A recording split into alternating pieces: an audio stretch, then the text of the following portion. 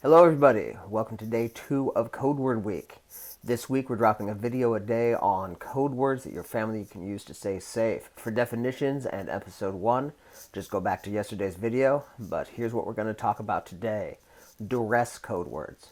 Now a duress code word is a word you use to signal to somebody secretly or quickly that there is trouble and you need the cavalry sent in. You've probably seen this in a movie at one time or another, where somebody said something that was a little bit off, and then they got off the phone, and then the two characters who aren't in the trouble situation say something like, but he hates Beethoven, and then they figure out they need to go. What a duress code word does is it cuts that thinking time down, because everybody knows that if you say this thing, you're in real trouble. One example that we use in our home is my oldest son is adopted, and for various reasons, he's never gotten around to calling me dad. He uses my first name.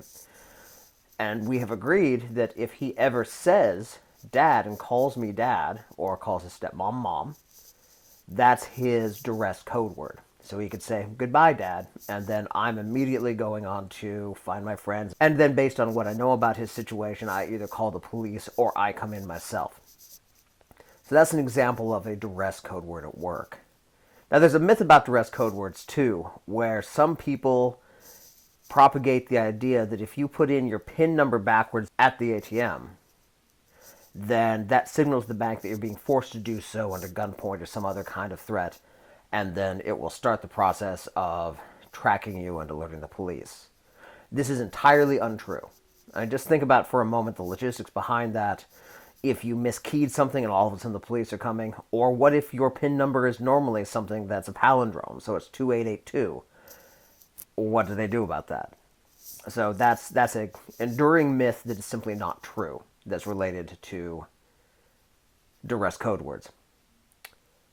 But that's the concept. You talk with the people who are close to you in your life, you agree on a word that is common enough that it's not going to be just really weird and suspicious coming out of their mouth, but not so common that it's going to fall into conversation under normal circumstances.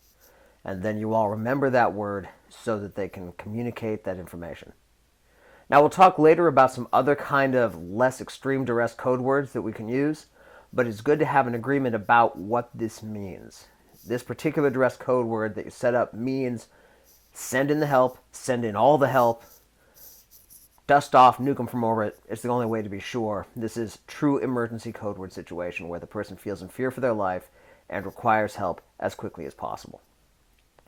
As I said, later on this week we'll talk about some other kinds of code words that request lesser degrees of help or communicate other information.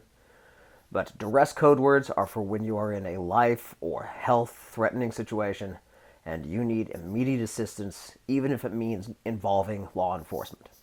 Make sense? Great. Stay safe, everybody. We'll talk tomorrow about another kind of code word.